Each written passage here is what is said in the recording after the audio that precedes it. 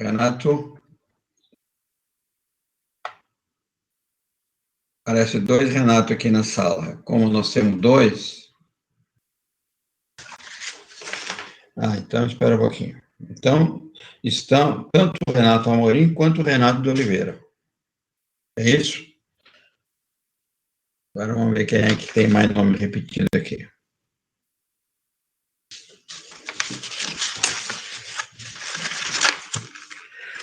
Renato, então, são os dois, não tem dúvida. Então é isso aí. Não tem mais nenhum nome repetido.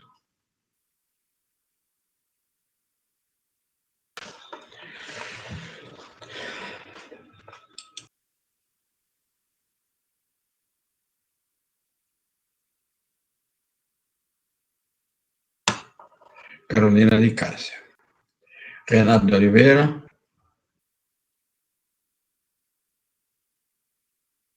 Mas tem dois Renato. Esse Renato fake aí.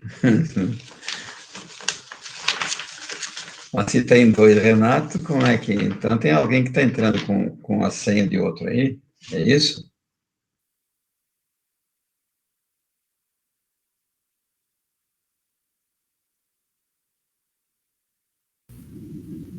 Eu faço o controle da presença de vocês, e aí eu preciso saber qual é o Renato que está. Então, o de Oliveira está. E o Amorim não está, então?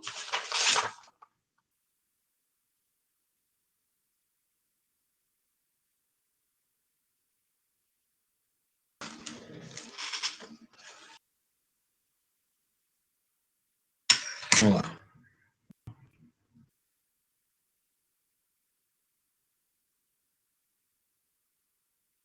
Então, tá. Então, hoje é o Oliveira que está aí, que aparece dois Renatos, por isso que eu estou achando estranho, mas tudo bem. Vamos ver aqui. Renato Amorim, não. Renato Oliveira, sim. Muito bem, então. Hoje nós vamos retomar o procedimento do inventário e partilha. Eu tenho a impressão que nós já tínhamos começado ele numa outra aula, né? E aí depois... Alessandra, fala, Alessandra, o que você ia falar?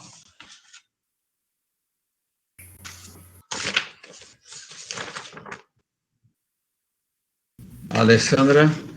Nós já tínhamos começado mesmo, professor. Oi? Nós já tínhamos começado esse assunto do inventário. Já tínhamos, né? A Alessandra está presente também, ela não estava... Acho que a Alessandra chegou agora, né? Então deixa eu marcar o nome dela aqui. Isso, a Alessandra está aqui agora. Eu lembro que eu acho que nós tínhamos ido até o sexto slide, mas vamos revisar rapidinho, e aí quando a gente chega no sexto, a gente avança. Muito bem. Então, dentro dos procedimentos especiais de jurisdição contenciosa, o inventário e partilha é um que é de grande importância, né, e que é muito presente na vida de qualquer operador do direito, principalmente do advogado. Por quê? É através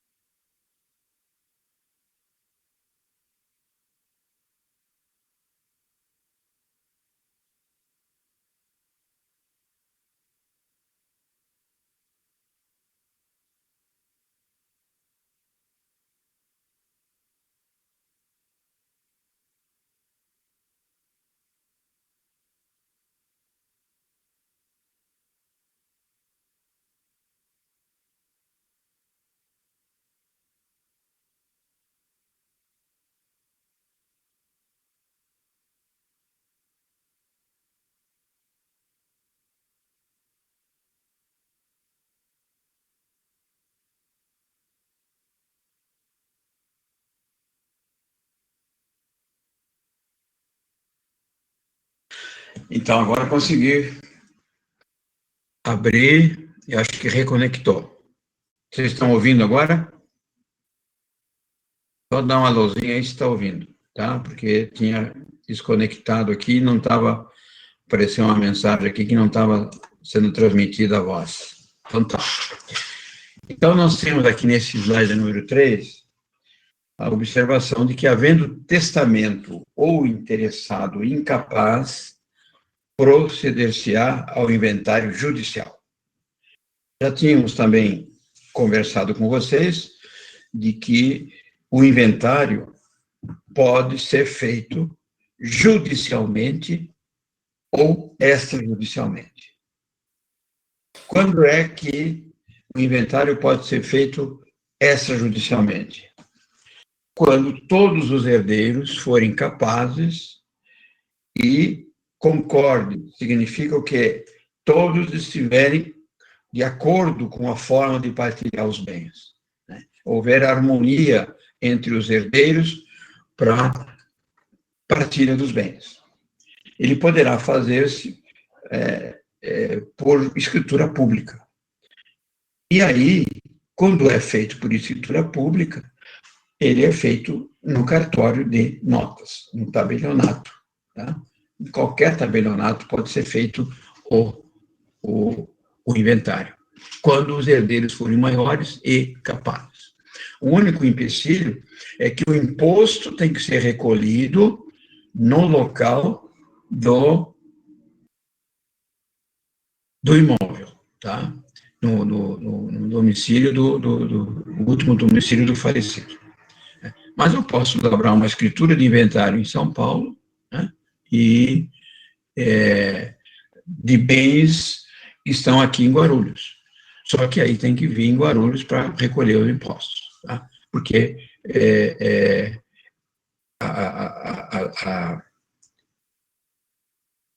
aliás, desculpe, não é não, estou fazendo confusão. O imposto é estadual. Então, sendo estadual, pode ser recolhido em qualquer localidade, tá? Porque é no site da Fazenda que nós fazemos o recolhimento do imposto. Né? Emitimos a guia no site da Fazenda e recolhemos em qualquer dos bancos autorizados a fazer o recolhimento. Agora, isso está previsto no artigo 610. E quando é que tem que ser feito o inventário judicialmente? Aí diz o código que, havendo testamento ou interessado incapaz, aí obrigatoriamente o inventário tem que ser feito judicialmente. Tá? Por quê? Porque o testamento ele tem que ser registrado em juízo. Né? O testamento, todos nós sabemos, é a manifestação de última vontade deixada pelo falecido, né? Destinando a parte disponível dos seus bens em favor de quem ele indicar. Né? Não precisa ser obrigatoriamente parente da família. Né? Ele pode indicar para uma terceira pessoa. E quem é que é favorecido do testamento, então? Quem o falecido, na última manifestação de vontade dele, ele declinar. Por que eu estou falando na última? Às vezes, o falecido fez um testamento lá vamos supor, em 2012, alguém do relacionamento do falecido praticou um ato que ele ficou muito grato, muito agradecido, e falou, quando eu morrer, eu vou deixar parte dos meus bens para você. Muito bem. Em 2012, o falecido foi lá no cartório e lavrou um testamento em favor de A. Pode ser que depois, no decorrer dos anos, né, ele tenha tido uma desilusão, ele tenha se arrependido de fazer o testamento e resolveu fazer o testamento em favor de uma outra pessoa. Ele poderá fazê-lo, sabendo que, havendo mais de um testamento, prevalecerá o último testamento feito. Então, se o indivíduo fez o testamento em favor de A em 2012, no exemplo que eu estou dando, e em 2018 fez um testamento para B, o testamento que fica valendo, né, que prevalece, é aquele último de 2018. Todos os testamentos, nós já vimos isso na aula passada, já conversamos, eles são registrados num cartório em São Paulo, que centraliza todos os testamentos do estado de São Paulo.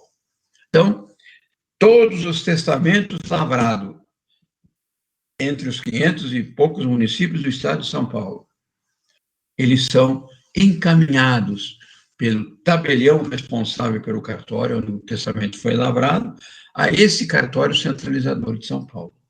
E esse cartório, então, ele vai registrar todos os testamentos, guardando uma cópia. Para quê? Para que, na abertura do inventário, o juiz sempre exige a apresentação de uma certidão da existência ou inexistência de testamento.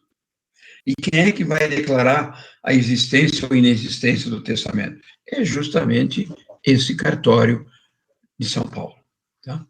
Que vai emitir uma certidão dizendo de que existe testamento ou que não existe testamento. O inventário só terá sequência e o seu procedimento normal com a juntada dessa certidão. Tendo certidão positiva de existência de testamento, o inventário terá que ser judicial. Não tendo a certidão positiva, ou seja, se o cartório atestar a inexistência de testamento, aí o testamento pode ser feito extrajudicialmente, desde que não tenha herdeiro incapaz. A questão do herdeiro incapaz por que se exige que, tendo menores ou maiores incapazes, ele tenha que ser feito judicialmente? Simplesmente porque, tendo herdeiro incapaz, obrigatoriamente esse inventário em partilha terá que ser acompanhado pelo Ministério Público.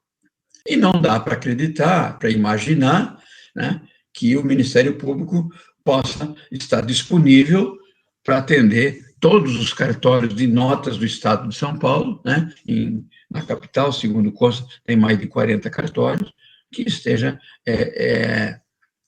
disponível a andar de cartório em cartório para fiscalizar a elaboração desse inventário. Então, tendo herdeiro incapaz, obrigatoriamente tem que ser pela via judicial. Tendo testamento, em princípio, obrigatoriamente tem que ser pela via judicial. Hoje, a jurisprudência está admitindo uma afrouxada nessa exigência.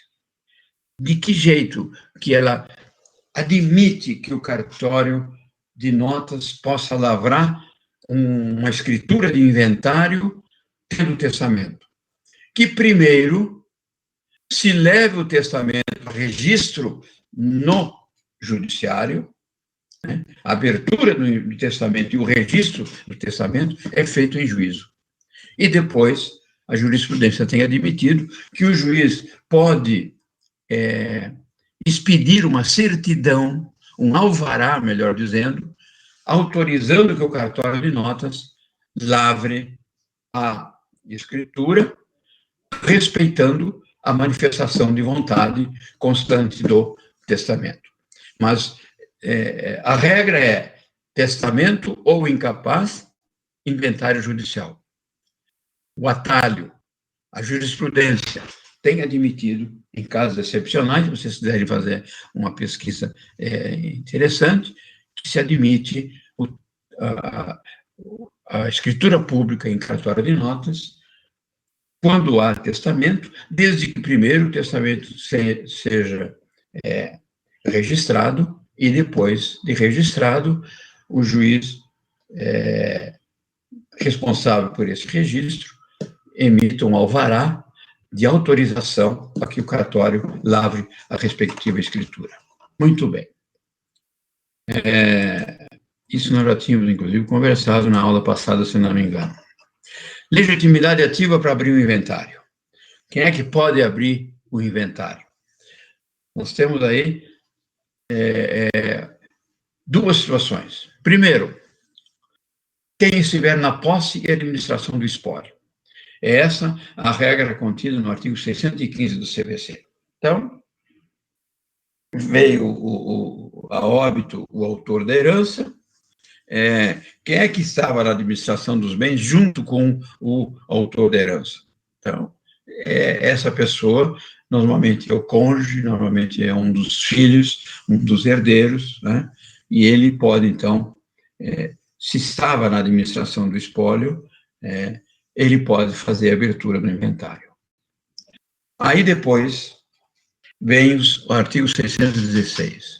E, concorrentemente, podem abrir o inventário, além de quem estiver na posse e administração do espólio, a ordem, inciso 1 do artigo 616, o cônjuge supérstite, se era casado, né?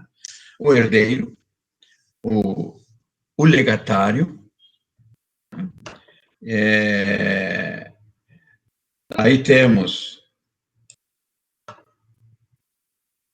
vamos ver o slide próximo aqui, o testamenteiro, aquele que recebeu a incumbência de cumprir o testamento, né, que foi em todo o testamento, o testador, ele nomeia um testamenteiro da sua confiança para fazer cumprir o testamento. O cessionário do herdeiro ou do legatário, o credor do herdeiro, do legatário ou do autor da herança, nós já explicamos isso na aula passada, o Ministério Público, havendo herdeiros incapazes, então, excepcionalmente, se nenhum dos nomeados tomar a iniciativa de abrir o inventário e tiver herdeiros incapazes, o Ministério Público está habilitado a fazer a abertura desse inventário. A Fazenda Pública, quando ela tiver interesse, quando é que a Fazenda Pública vai ter interesse? A Fazenda Pública vai ter interesse quando o autor da herança, né, o de cujos, tinha dívidas perante a Fazenda Pública, seja ela municipal, seja ela estadual, ou seja a Fazenda Pública nacional. Se nenhum dos herdeiros, ou os nomeados aqui no artigo 616, tomar a iniciativa de abrir o inventário, a Fazenda Pública poderá requerê-lo. E o síndico da falência do herdeiro, do legatário, do autor da herança ou do cônjuge supérstite. Então, nós já vimos e comentamos isso na aula passada também, né? Se o herdeiro está falido na falência, o que acontece? A massa falida é representada pelo síndico. Aí vocês vão dizer, o que tem que haver o herdeiro com o falecimento? É que o herdeiro, em razão do inventário, se o de cujos deixou bens, o herdeiro vai receber bens. E esses bens que o herdeiro vem receber, eles poderão ser dirigidos para a massa falida, para que lá o herdeiro possa pagar os respectivos credores. E quem é que representa a massa? O síndico. Então, o síndico da massa falida do herdeiro, do legatário, do autor da herança, do próprio falecido, ou do cônjuge supérstite, poderá também requerer a abertura do inventário para que os interessados recebam o quinhão hereditário e esse quinhão hereditário possa servir para pagamento dos credores habilitados na massa falida. Então, Vamos ver aqui o próximo. Então, nós temos aí que o inventário, como regra, quem está na administração dos bens. Concorrentemente, aí também aquela ordem lá, o cônjuge, os herdeiros, credores, enfim, todos aqueles identificados no artigo 616 do CPC. Muito bem. Logicamente que a preferência dentro dos 60 dias é quem está na administração dos bens, o cônjuge ou os herdeiros. Não sendo aberto o inventário dentro dos 60 dias, que é o prazo legal, né, aí, então, é que passa a possibilidade dos demais, né, pedirem a abertura do inventário. Até porque não é tão fácil assim se pedir abertura do inventário. Por quê? Porque é um ônus, né?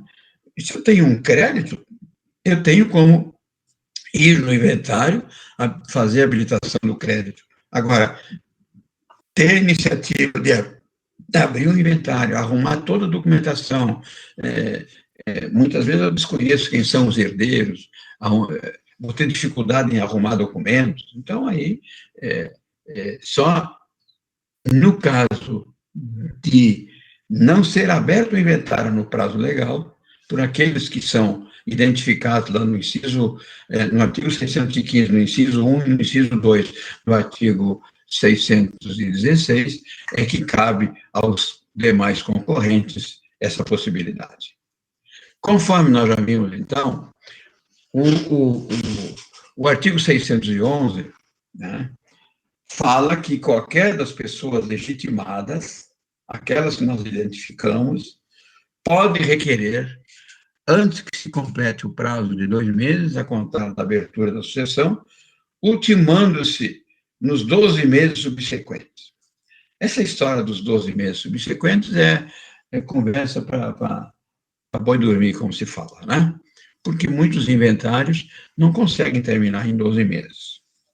Por quê? Porque sempre surge uma dificuldade. Lógico que se tiver tudo certinho, quando o falecido deixou os bens, os herdeiros são conhecidos, não tem nenhum litígio, aí o inventário extrajudicial a gente consegue fazer em 10, 15 dias, e um judicial em 2 meses a gente consegue fazer, né? Mas tem dificuldades, às vezes falta um documento, né? Às vezes os herdeiros não têm dinheiro para fazer o inventário. O inventário é uma coisa que é caro, tá? Não é barato. Tá? Só de imposto sobre os bens é 4% sobre o valor dos bens. Né? E quem tem patrimônio, às vezes, não tem dinheiro. Né? É um engano. Lógico, quem tem patrimônio tem mais chance de ter dinheiro, mas nem sempre a pessoa tem dinheiro. E, às vezes, ela pode estar habilitada a receber uma herança, mas não tem o dinheiro para encarar. É o pagamento do advogado, que tem uma tabela de honorários que fala em 6% sobre o valor real dos bens. Tá? Então, também posso dizer para vocês de que quase nunca se respeita essa tabela, porque ela é um pouco exagerada, né? E 4% de imposto, fora as custas do processo. Né? Então, não é tão fácil. E depois é o seguinte, se tiver dívida fiscal, tiver débito com a fazenda, não se consegue encerrar um inventário. Porque para encerrar o inventário, nós temos que, antes do juiz homologar a partilha de inventário, ele exige a apresentação de certidões negativas de todos os tributos devidos pelo decújo. E se o decújo devia e não há dinheiro para se pagar os impostos em atraso, não tem como se homologar a partilha. Sem homologar a partilha, não tem como se encerrar o inventário. Tem inventários aí que estão há 10, 15, 20 anos rodando e não se consegue encerrar. Principalmente quando tem litígio, quando tem disputa de herdeiros, né? Quando tem às vezes, uma união estável que está querendo ser reconhecida como herdeira do patrimônio, né? Vocês estão vendo aí, ainda ontem à noite estava vendo, acho que foi no Fantástico, se não me engano, a respeito lá da confusão do Gugu Liberato, né? Que tem, o Gugu tem os 3 filhos, era casado, mas que não era casado, né? Na verdade, não deixou um testamento e deixou deixou o testamento e deixou os bens testados para uma irmã, se não me engano, né? E a companheira dele, a mãe dos filhos dele, não foi prestigiada no testamento, e agora surge uma outra pessoa, né, um namoradinho dele lá, dizendo de que viveu em união estável com o Gugu, né, que mora na Alemanha, não sei onde lá, e que também está querendo parte do inventário, parte dos bens. Então, olha só a confusão. O resumo que eu vi ontem lá. Com o ajuizamento da ação de reconhecimento de união estável por esse namoradinho dele. O que aconteceu com o processo de inventário? O processo de inventário vai ter que ficar parado. Né? Parado para quê? Vai ter que ficar parado, aguardando se esse namorado dele vivia ou não em união estável, porque se a ação for procedente, ele vai ter parte dos bens. Então, não se pode partilhar os bens antes de se definir esse processo. Com certeza, esse é um processo que vai completar um ano, né? Eu acho que ele morreu, se não me engano, em outubro ou novembro, né? Já se passaram 6 meses e ainda está se discutindo quem é que é o herdeiro. Esse inventário certamente vai acabar lá para 2022, 2023, porque essas ações vão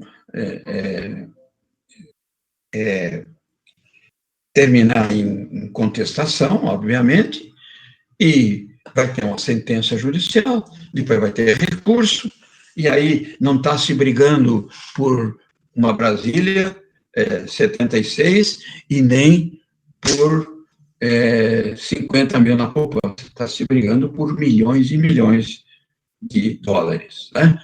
Então, com certeza, essas ações para, primeiro, reconhecer quem são os herdeiros, primeiro, reconhecer se existe uma ação pedindo a nulidade do testamento. Então, todas essas ações vão até a última instância, com certeza. E se forem até a última instância, vão demorar 5, 6, 10 anos para serem resolvidos. Esse inventário, então, certamente vai demorar muito mais do que 12 meses, que é um prazo fixado de forma simbólica no artigo 611 do Código de Processo Civil. Então, se um veículo ficou na herança e o processo está no litigioso e ninguém pagou o IPVA, não irá finalizar enquanto não for quitado. É isso mesmo, Renato, é isso mesmo. Todos os tributos têm que ser recolhidos. Né? E aí o que acontece? O carro fica se deteriorando, né? Todo ano fica incidindo imposto, né? E às vezes um dos herdeiros que está usando o carro, né? Em prejuízo dos outros, e aí vira aquela confusão toda. E aí vem a Valdirene e fala, é que a irmã dele não presta contas para as filhas. Isso aí é uma briga lá, né, que está lá. Eu até achei estranho que as filhas de 16 anos, que são gêmeas, querem trocar de advogado. Na verdade, a filha de 16 anos tem que ser representada, né, ou pelo menos assistida. E a mãe não pode assisti-las porque a mãe tem ação contra o espólio. Quem tem ação contra o espólio não pode representar os filhos menores. E a representante legal das filhas, pelo que eu entendi, é essa tia, que é a inventariante, e é contra a qual as filhas estão alegando de que sonegou bens e tal. É uma confusão danada isso aí. Pelo menos para aprender um pouco do direito das sucessões vai servir, né? E qual o momento que deve ser pago a quantia exorbitante do imposto? O imposto é no final. Tá? Depois de homologada a partilha, depois de finalizada a partilha, o juiz manda recolher os impostos, a fazenda se manifesta sobre o recolhimento desse imposto, se está correto ou não, e aí depois, com o sim manifestado, com a concordância da fazenda, é que o juiz homologa a partilha. Tá? Senão, não tem encerramento do inventário. Muito bem. Fala. Eu estou com uma dúvida.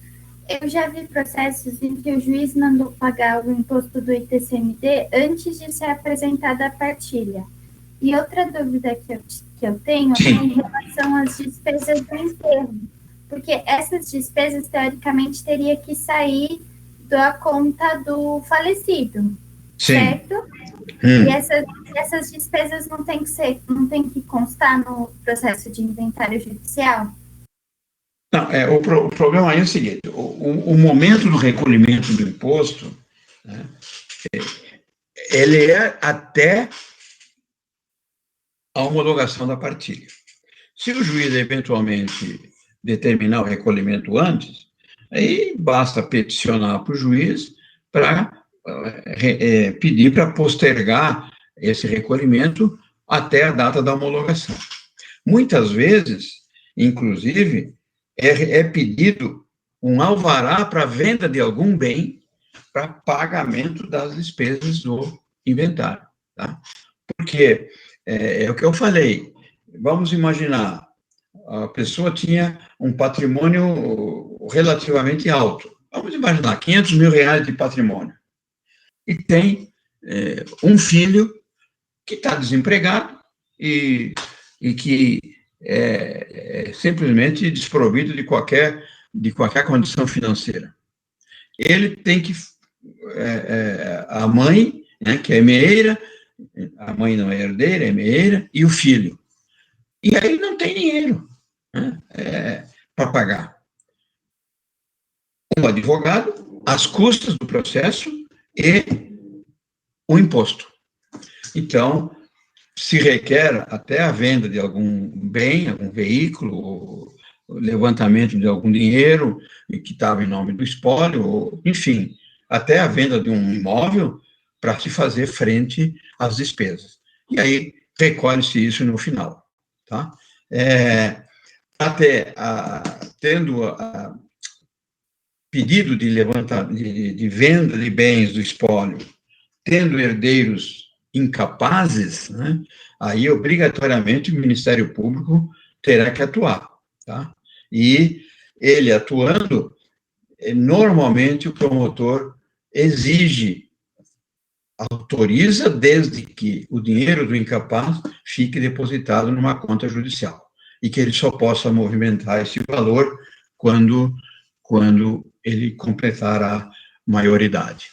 Excepcionalmente, o juiz pode até deferir a liberação quando se provar a necessidade do menor, né? Às vezes tem um tratamento dentário, um tratamento médico, necessidade de um remédio mais caro, mas aí tudo vai depender da análise do caso concreto e sempre com a vigilância e a manifestação do Ministério Público. Então, o momento do recolhimento do imposto, normalmente, é no final. E se o juiz determinar antes, né, na verdade, antes da partilha, ele nem tem como exigir, viu, Ana? Porque não se sabe o quanto vai ser de imposto para cada herdeiro. Só depois de oferecido o esboço de partilha, nós vamos ver qual é o momento que isso vai acontecer, é que possa se dizer de que para o herdeiro A cabe tanto de imposto, para o herdeiro B, C ou D, que depende do valor dos bens que ele for receber. Tá?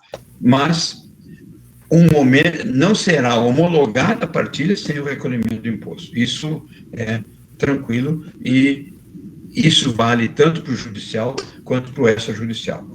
A outra pergunta eu não entendi que você falou. Qual era a outra pergunta das despesas lá? Repete para mim, por favor. A pergunta era em relação às despesas do enterro. Se Sim. essas despesas, teoricamente... essa é por conta do espólio. Tá? Isso aí, na verdade, o inventariante, porque esse é um problema, porque o enterro hoje não é tão barato assim, né? Dependendo às vezes a pessoa está internada no hospital, tem que depois transportar o corpo para uma outra cidade, né? Tem a questão do próprio velório, tal. Aí alguém paga, mas quem pagar vai se reembolsar. Tá? Isso é despesa do espólio, tá? Só vai partilhar aquilo que sobrar de despesa. Tá? O que é o inventário? Ele partilha os bens, os direitos e as obrigações. Tá? Normalmente, quem está na administração dos bens, ou que está junto ao decúbito, na época do óbito, é que vai tomar aquelas iniciativas de arcar com as despesas. Né? Na hora que você tem que enterrar, tem 24 horas para fazer tudo aquilo. Então, vai dando cheque pré-datado, vai se virando. E depois, tudo aquilo, ele vai ser reembolsado. Tá? Se tiver dinheiro depositado em nome do falecido, na hora de levantar 100 mil que está depositado, vai pagar as despesas do advogado, despesas do velório, enfim, despesas que foram feitas, né? Porque aí a incumbência é do espólio. Todos respondem pelas despesas. Não é só para dividir bens, é para dividir bens, direitos e obrigações. Certo? Entendido, Ana? Entendido, professor. Muito obrigada. Então, tá bom. Bom, aberto o inventário, primeiro ato do juiz, quando abre o inventário, isso, quando é extrajudicialmente, também tem a figura do inventariante, né, que é indicado e identificado pelos herdeiros perante o tabelião. Está lá no artigo 617. Aberto o inventário, será nomeado um inventariante para representar o espólio ativa e passivamente.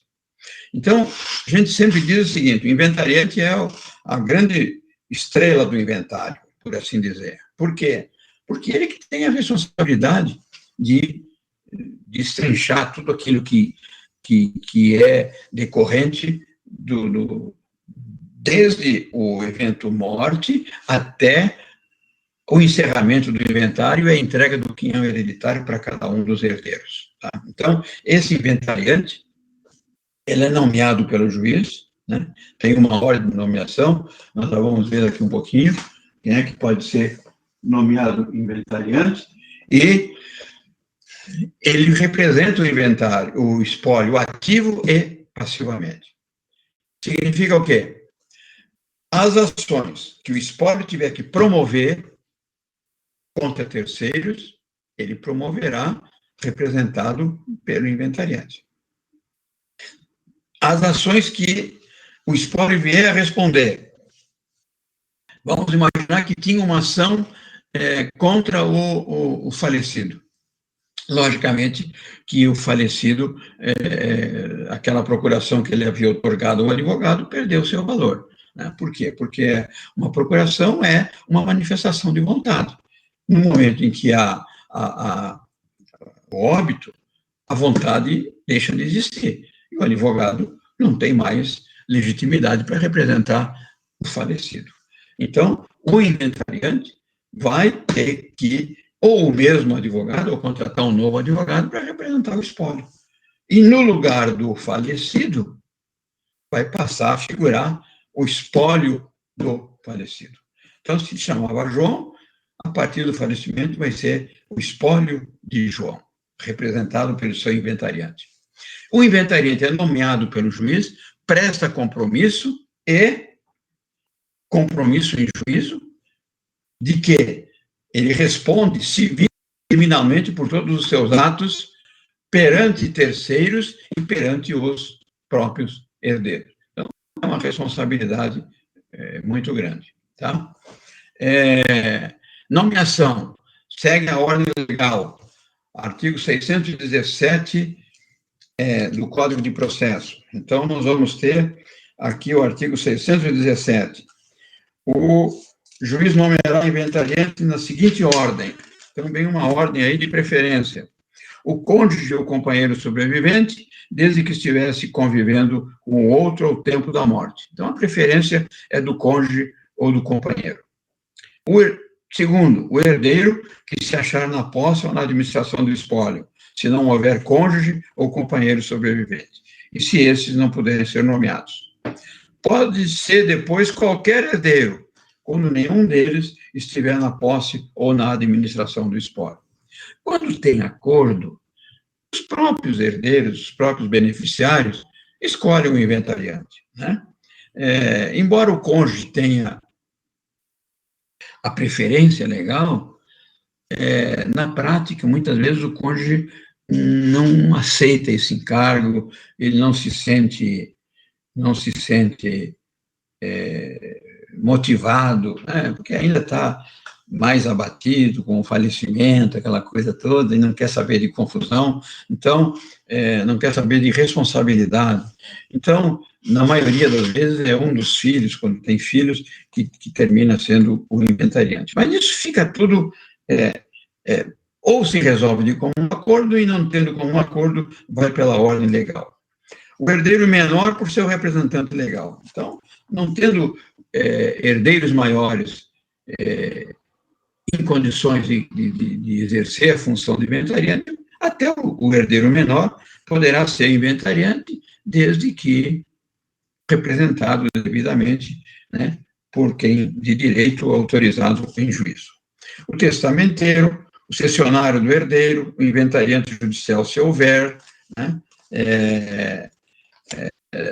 aqui no estado de São Paulo, posso assegurar a vocês de que não existe a figura do inventariante judicial.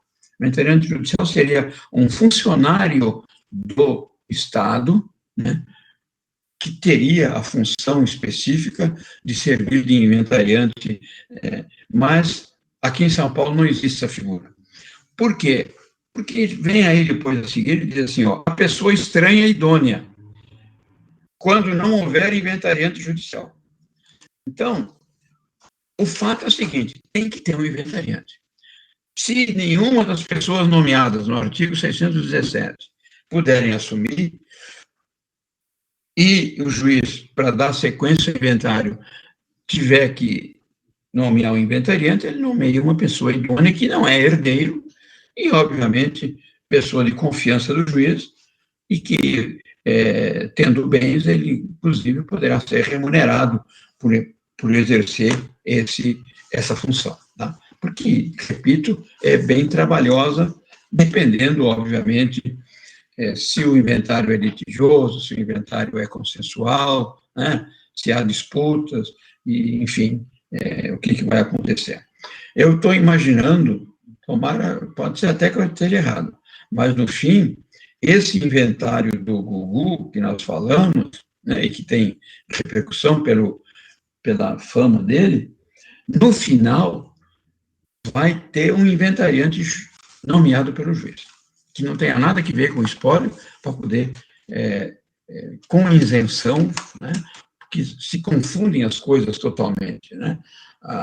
Tem filhos menores. O representante dos filhos menores é o inventariante e é beneficiário da herança, por testamento. Né? A mãe dos menores não pode representar os filhos, que seria o ideal.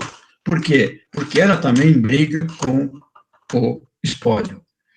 Então, esse é um caso que eu estou imaginando que daqui a um tempo vai acontecer, que o juiz vai destituir a inventariante, né? Estão alegando de que não há prestação de contas.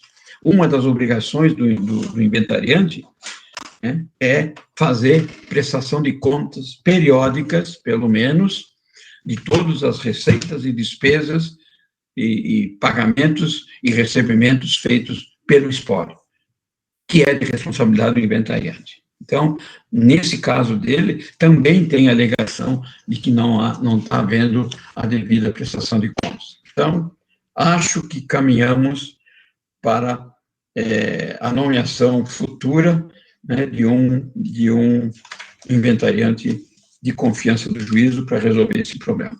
E aí, lógico que esse cara vai ser remunerado, e bem remunerado, porque tem bens no Brasil, tem bens no exterior, né?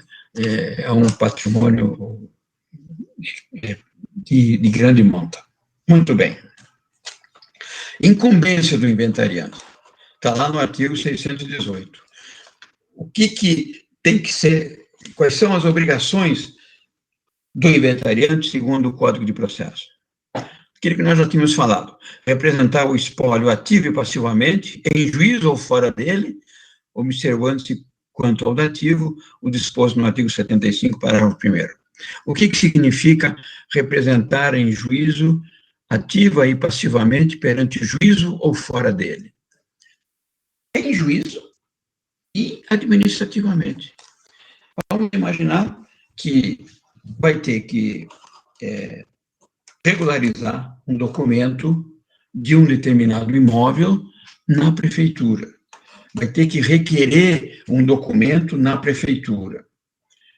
Eu vou chegar na prefeitura com o inventariante e eu vou ter que fazer a prova de que eu sou inventariante, porque se eu chegar lá e pedir o documento em nome do morto, ninguém vai me dar. Se eu chegar lá e falar, eu quero o documento do fulano e tal, se o documento não for público, não vou conseguir. Agora, nomeado pelo juiz, com uma certidão de inventariante assinada pelo juiz, eu posso ir na prefeitura, pegar um documento em nome do falecido. Eu posso ir na Receita Federal, pedir uma certidão negativa, ou pedir um parcelamento de débito, se for o caso, em nome do espólio. Eu, inventariante, devidamente comprovando tal situação.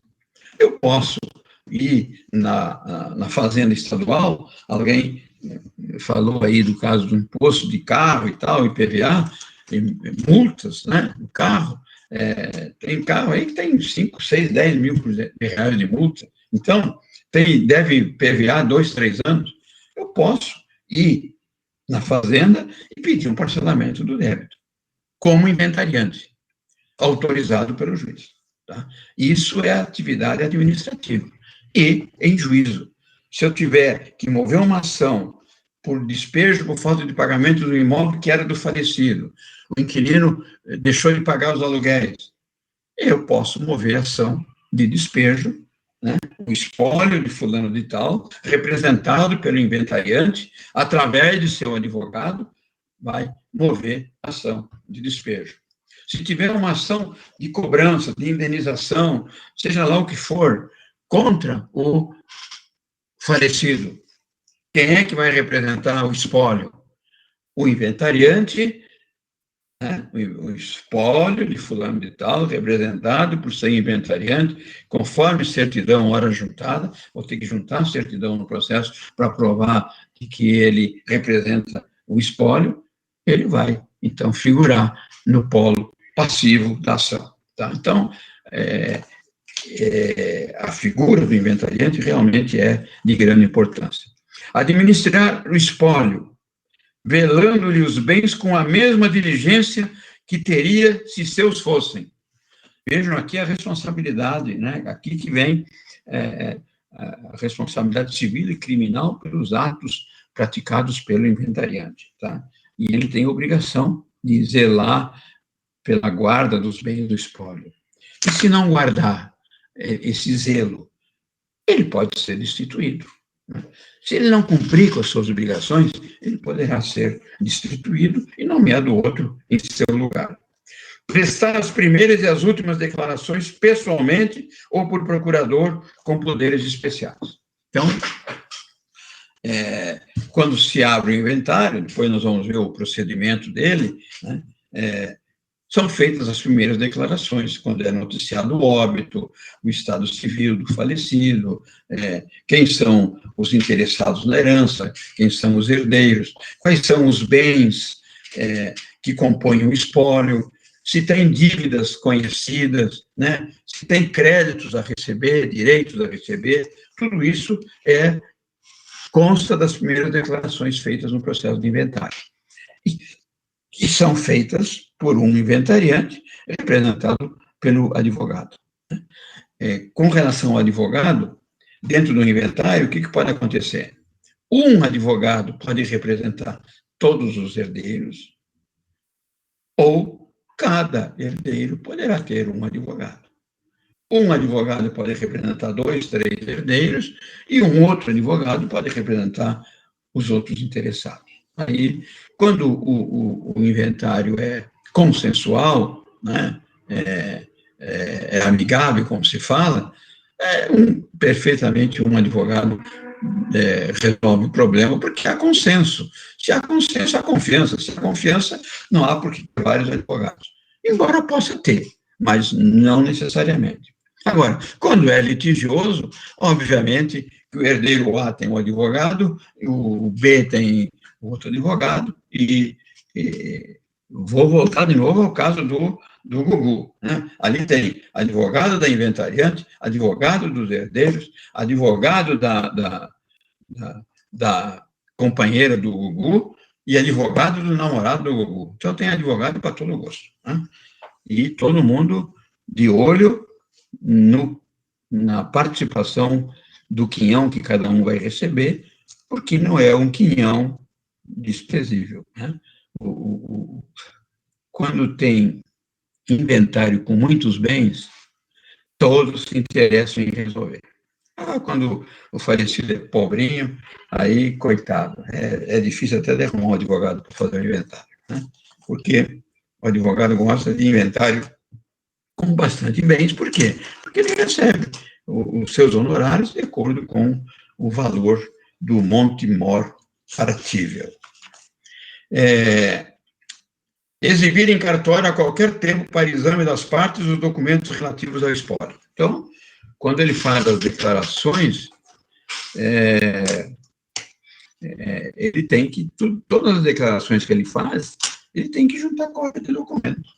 Se eu digo que o espólio, né, é composto de 2 apartamentos e 3 carros, eu tenho que juntar documento dos 2 apartamentos e dos 3 carros. Né? Não basta dizer ele tinha isso ou tinha aquilo. Tá? Ele tem que juntar documentos. Juntar aos autos certidão de testamento, se houver. Então, essa é aquilo que eu já tinha falado para vocês. Hoje, a obrigatoriedade da apresentação de certidão de existência de testamento é exigida tanto no judicial quanto no extrajudicial. Sabendo que no extrajudicial não pode ser lavrada a escritura se tiver testamento, salvo, conforme eu falei para vocês, se tiver um alvará judicial autorizado. Tá? Agora, vai no cartório, aqui todo mundo é maior, todo mundo concorda com a partilha. O que o tabelião vai falar? E testamento? Eu não sei. Então, primeiro vamos puxar a certidão. O próprio cartorário requer a certidão. É requerida pela internet, paga uma taxa, R$100 e poucos que paga, e o cartório, em 48 horas, manda a certidão. Tá? E se tiver certidão de inventariante, o tabelião vai dizer, lamentavelmente, eu não posso fazer. A não ser que vocês registrem o testamento e tragam um alvará autorizando a lavratura desse inventário.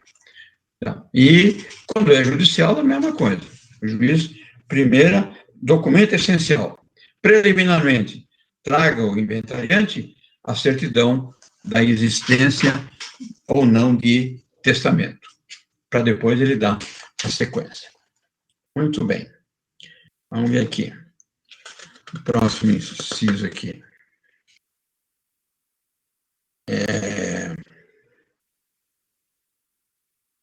trazer à colação os bens recebidos pelo herdeiro ausente, renunciante ou excluído. Então, se tinha bens tem herdeiro ausente ou renunciante, ou que tenha sido excluído, tem que trazer a colação no inventário, né? A declaração desses bens. Prestar conta da sua gestão, aquilo que foi falado aí, acho que foi pela Valdirene, né? Prestar conta da sua gestão ao deixar o cargo ou sempre que o juiz lhe determinar.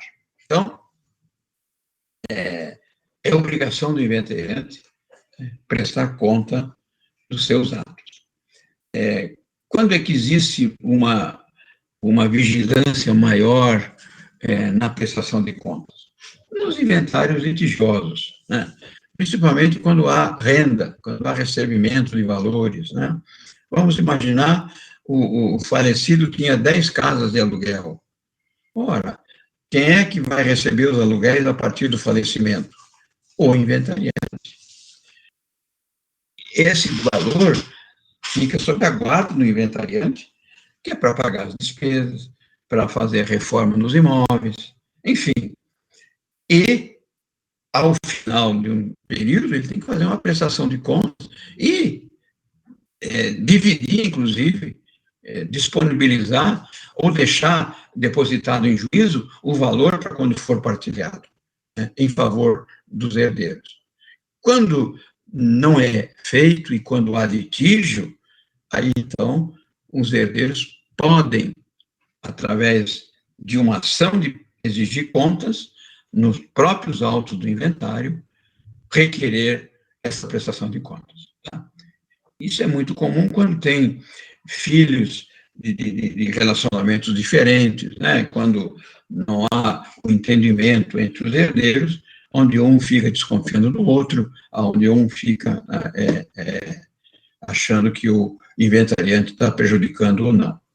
Ontem, nesse caso do Gugu, as filhas de 16 anos já estão dizendo de que a inventariante desviou bens, que não apresentou joias e não sei mais lá o que, né, que eram de titularidade do Gugu. Então, se ela não apresentar quando o juiz exigir, um dos herdeiros poderá entrar com uma ação específica de prestação de contas. Muito bem. Exigir cartões, trazer a colação, prestar contas, requerer a declaração de insolvência.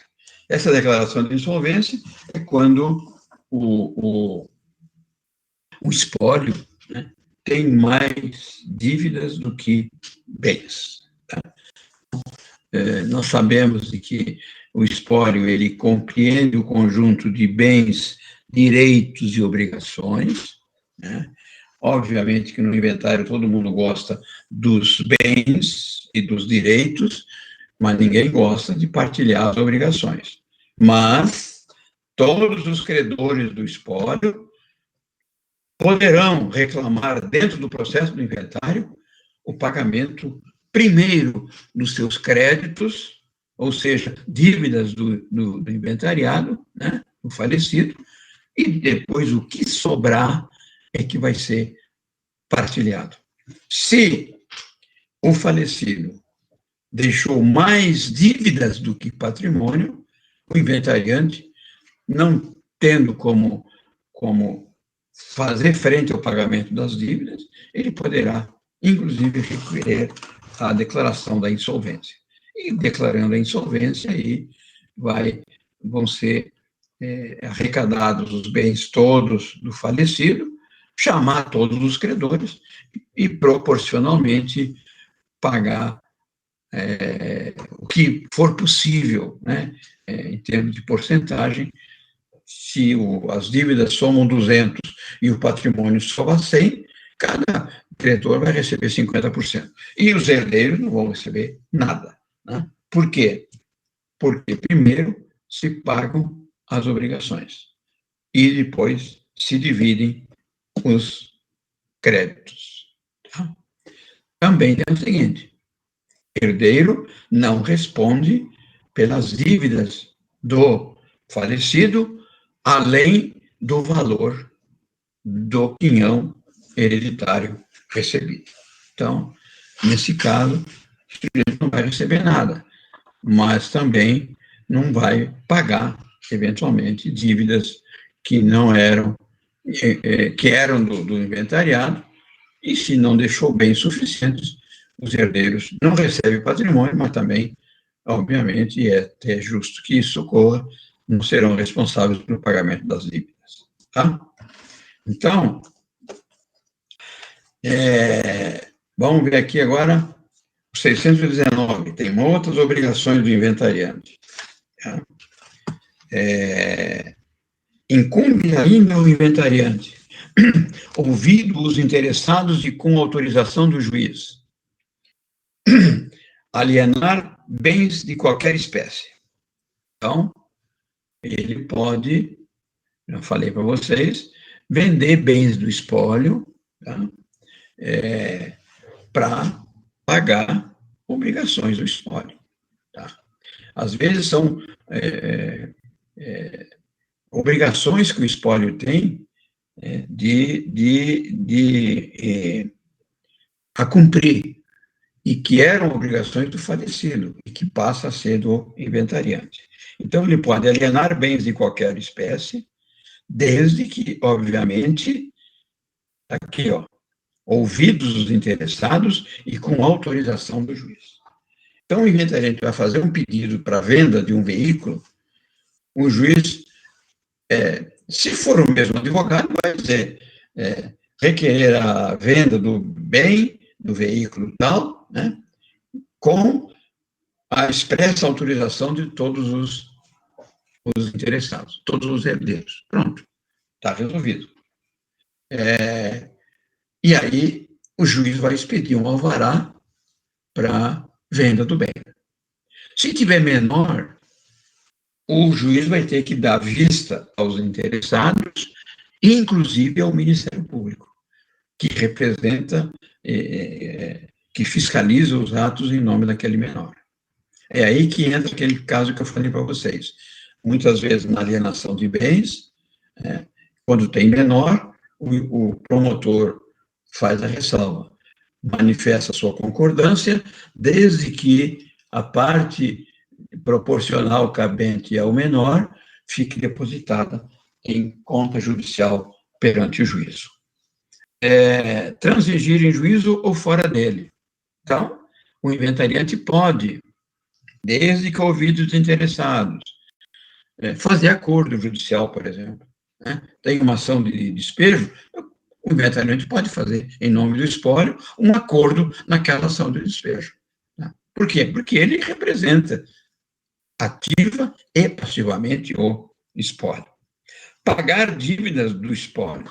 Então, tem dívida, tem que ser pago. E a quem cabe o pagamento das dívidas? Ao inventariante, que tem a administração do espólio. Fazer as despesas necessárias para a conservação e o melhoramento dos bens do espólio. Então, tem uma casa, a casa está vazia, né? Precisa alugar.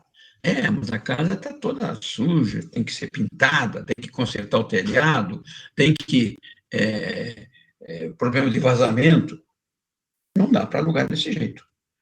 O que o inventariante vai fazer? Vai providenciar o conserto, a pintura, enfim, né?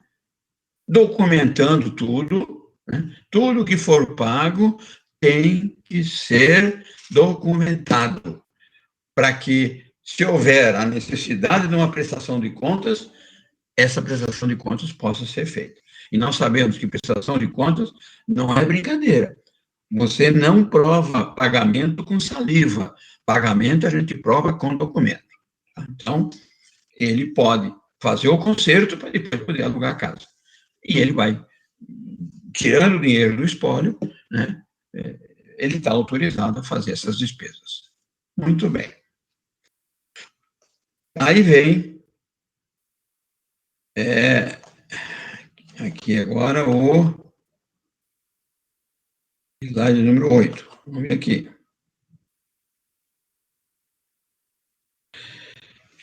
O procedimento do inventário, então. Nomeado o inventariante, definido a sua responsabilidade, ele presta compromisso e ele, então, investido na função perante o juízo, ele deve de apresentar as primeiras declarações. Essas primeiras declarações, feitas pelo inventariante através do seu advogado, vão constar do quê? De acordo com o artigo 620. O nome, o estado, idade e domicílio do autor da herança, o dia e lugar em que faleceu e bem ainda se deixou testamento. Muito bem. O nome, estado, idade e residência dos herdeiros e, havendo cônjuge supérstite, o regime de bens de casamento. Isso tudo tem que ser declarado e comprovado, né? Tem um herdeiro? Bom, um herdeiro, eu tenho que dizer o quê? Era brasileiro, casado. Se eu digo que é casado, certidão de casamento. Se é menor, vai juntar a certidão. Se tem RG e CPF, vai constar o RG e o CPF. Se eventualmente alguém é herdeiro e não tem o CPF, vai ter que ter o CPF, senão não consegue fazer o inventário.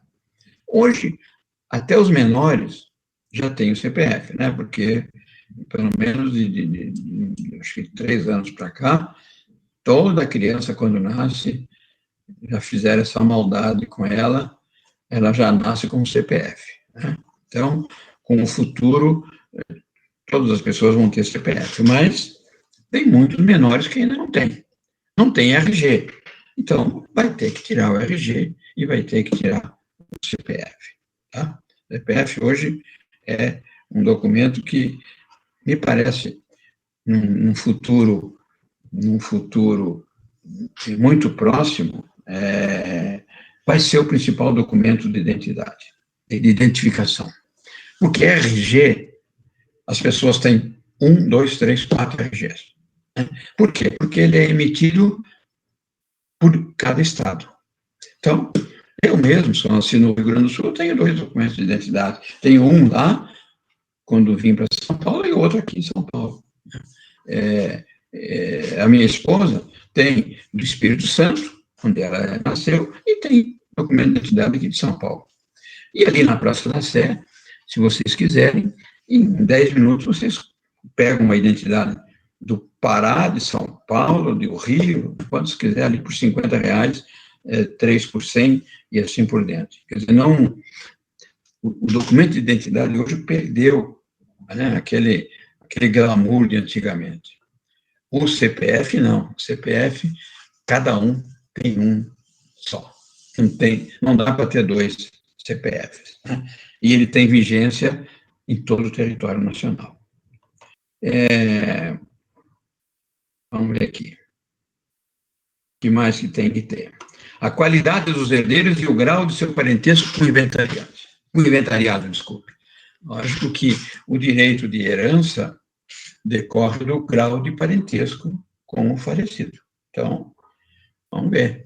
Mas ele não tinha filhos. Então, se não tinha filhos, aí quem é que sucede? Aí vamos ver. Relação completa e individualizada. Ele era casado, mas ele não vivia com a esposa, ele tinha união estável com uma outra pessoa, essa união estável, estando declarada por sentença judicial, também vai participar do rol dos interessados na partilha da herança. Relação completa e individualizada de todos os bens do espólio e dos alheios que nele forem encontrados. Tá? Então, aí está no artigo 620, isso aí, né? Vamos ver aqui. O nome, então aqui, letra A, B, C. Então, os imóveis com suas especificações, nomeadamente local em que se encontra, extensão da área, tal. Pegar a matrícula do imóvel e fazer a descrição. E juntar a matrícula de cada imóvel. Os móveis com os sinais característicos. Logicamente que os móveis, aí quando são móveis mais suntuosos, quando tem um valor significativo, e também quando existe discordância. Porque quando existe harmonia entre os herdeiros, tem o falecimento, logo depois do sepultamento, reúne a família, fala, eu vou ficar com essa cadeira, eu vou ficar com esse quadro, eu vou ficar com o fogão, eu vou ficar com a geladeira, e, olha, eu não quero nada, pode dar lá para casa André Luiz, enfim. Aí, os móveis nem sempre figuram no rol. Por quê? Se eu colocar o bem, eu vou ter que colocar o valor. Se eu colocar o valor, eu vou ter que pagar imposto. Então, havendo harmonia, a melhor coisa é dividir de forma amigável, sem constar no rol dos bens. Tá? Os semoventes, seu número, suas espécies, suas marcas e seus sinais distintivos. Logicamente que aí nós estamos tratando de alguém que tenha propriedade rural, né? Então tem 10 bois, tem 4 cavalos, então esses animais hoje são todos registrados e tal, então tem que fazer identificação e o valor, né, de cada um, e vai pagar imposto, não tem jeito. Tá? A não ser que divida amigavelmente e divida o dinheiro depois e faça lá o que bem entenda. Então, a única coisa que não dá para dividir amigavelmente são aqueles bens que têm registro obrigatório. Por exemplo, o carro. Não dá para dizer, não, o carro tem 2 carros, um fica para mim, outro fica para você. Se disser isso e o carro está no nome do falecido, vai ter que entrar no inventário e pedir um alvará para transferir a titularidade do carro. Entrando no alvará, vai ter imposto. Ah, mas tem um imóvel, tem 2 apartamentos, fica um com a viúva e outro com o filho. Tem que entrar no inventário. Né? Por quê? Porque eles têm que ser partilhados e vai ter incidência de imposto. Aquilo que não tem identificação e registro obrigatório é que pode ser partilhado amigavelmente. É bom que isso ocorra para quem não gosta de pagar o imposto. Quem gosta de pagar imposto, aí declara tudo sem nenhum problema. Né? O dinheiro, as joias, os objetos de ouro e prata e as pedras preciosas, declarando-se especificamente a quantidade, o peso e a importância. Então, aí é a mesma coisa. Tá? Se tem dinheiro, o dinheiro está depositado numa conta bancária, obviamente, não tem como movimentar mais aquela conta sem um alvará judicial. Quem é que vai receber esse alvará para levantar o dinheiro, para movimentar a conta? O inventariante. E aí o dinheiro fica para ser dividido ao final. Joias, a mesma coisa. Se tiver juízo, faz a partilha das joias sem levá-las ao inventário. Porque se levar ao inventário, vai ter a incidência de imposto. Tá? Ouro, prata, enfim, pedras preciosas. Os títulos da dívida pública, bem como as ações, as cotas e os títulos da sociedade, mencionando-se o número, o valor e a data. Então, vamos imaginar de que o falecido era sócio de uma empresa, e lá ele tinha 10 mil cotas sociais. Obviamente que essas cotas sociais vão ter que constar do inventário para saber depois quem é que vai ficar com essas cotas para substituir o falecido naquela sociedade. Depois nós vamos ver, e é um dos próximos procedimentos que nós vamos ver, é uma ação de dissolução da sociedade, tá? Que é possível, né? Ação de dissolução parcial da sociedade, né? Que é prevista lá no artigo 599 do CPC e seguintes. Né? Mas aí é quando a sociedade existe e houve o falecimento de um dos sócios, e como é que a gente pode dissolver a sociedade. Mas, aqui no inventário, vai ter que entrar o número do capital que o falecido tinha dentro de uma sociedade, né? Ou se ele era o único dono da empresa, né? enfim, e aí vamos dividir essas cotas entre todos os herdeiros, ou se um herdeiro vai querer ficar só com as cotas, ou assim por diante. Tá? Porque se não entrar no inventário, a sociedade nunca vai poder ser regularizada, né? Principalmente se o falecido tinha poder de administração. Ele morreu, não tem mais administração possível de ser feita. Muito bem. Que mais aqui? Dívidas ativas e passivas, né? Indicando-lhes as datas, os títulos, a origem da obrigação e o nome do credor e dos devedores. Então, é a tal responsabilidade pelos direitos e obrigações. Direitos e ações. Direitos de crédito a receber, por exemplo, né? Vamos imaginar que o falecido vendeu um terreno através de um contrato particular de compra e venda, e esteja recebendo parcelas mensais e ainda faltam várias parcelas a receber. Isso passa a ser direito do espólio. Significa o quê? Quando houver a partilha, né, o herdeiro que receber aqueles direitos de crédito vai assumir o direito de receber os valores decorrentes daquele contrato de compra e venda do bem, né?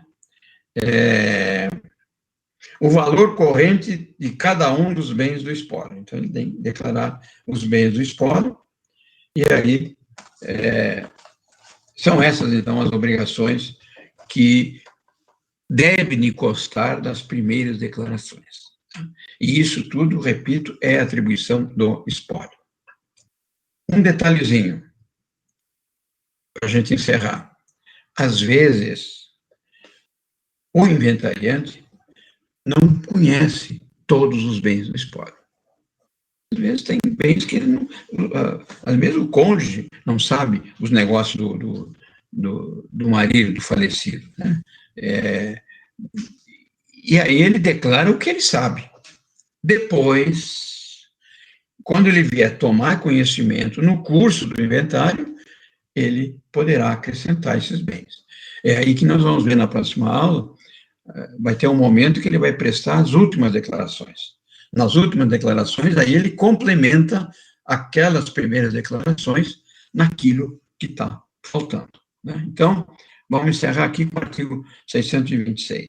Apresentadas as primeiras declarações, o juiz mandará citar para os termos do inventário da partilha o cônjuge, o companheiro, os herdeiros e os legatários, e intimar a Fazenda Pública e o Ministério Público se houver herdeiro incapaz ou ausente, e o testamenteiro se houver testamento.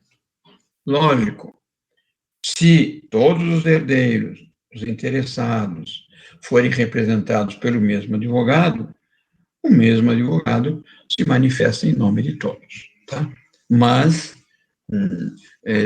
tendo advogados diferentes, o juiz vai mandar intimar esses interessados através dos respectivos advogados, tá? Para que ele possa se manifestar sobre as primeiras declarações. Por que tem que ser intimado? Porque o inventariante pode ter declarado um bem que não pertence mais ao espólio. Ou o inventariante pode ter deixado de declarar bens, ou por ignorá-los, ou até por má fé, né? Que um dos herdeiros fala, não, espera um pouquinho, mas tem aquele valor a receber, tem aquele terreno que foi vendido, tem aquele caminhão que foi vendido, né? Então, tem aquela reclamação trabalhista, que já tem até sentença transitada em julgado, e que é um direito do falecido, e que passa a ser direito do espólio para ser partilhado entre os respectivos herdeiros. Então, a intimação dos herdeiros é para que eles tomem ciência das primeiras declarações e possam, depois, inclusive, ou manifestar concordância com elas, ou impugná-las. É isso que a gente vai ver na próxima aula, certo? Até aqui. Aí só me lembra, nós paramos no 9, tá? Aí na próxima aula a gente termina esse conteúdo. só me lembra que foi no 9. Aí nós temos que partir na próxima aula a partir do 10, na segunda-feira que vem. Aí vem, então, o que citados os herdeiros e os interessados poderão ocorrer, né?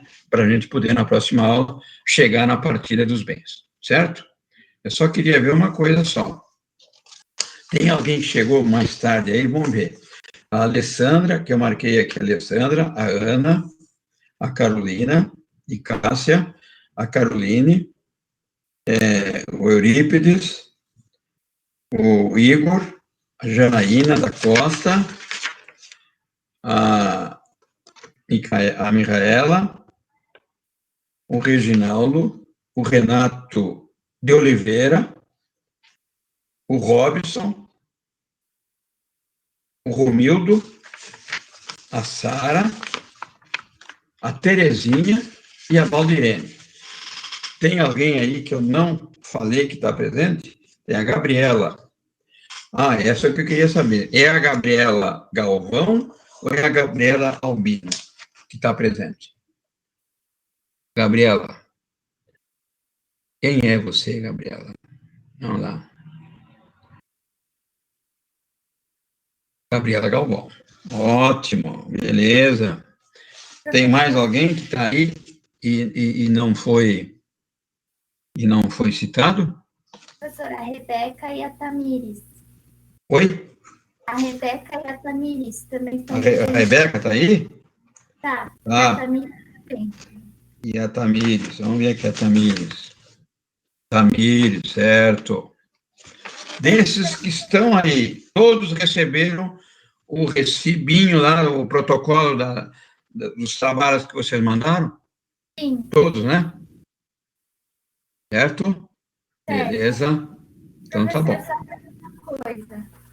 Oi. O trabalho da ação revisional, o senhor vai mudar a data, né? O trabalho da ação revisional, eu vou fazer o seguinte. Como vocês estão com estresse pós-prova, e nós não temos aquela pressa agora, porque na verdade, a avaliação deve de estender até o mês de julho, sei lá o que vai acontecer. Então, vamos marcar o trabalho de vocês para o dia 15 de junho. Tá? Segunda-feira, até 15 de junho, até não, vamos mandar no dia 15, para eu poder controlar, porque aí eu marco para cada sala um dia, tá? Esse trabalho é fácil, porque é em grupo, né? Vai ter, no máximo, 15 trabalhos para vocês enviarem, tá?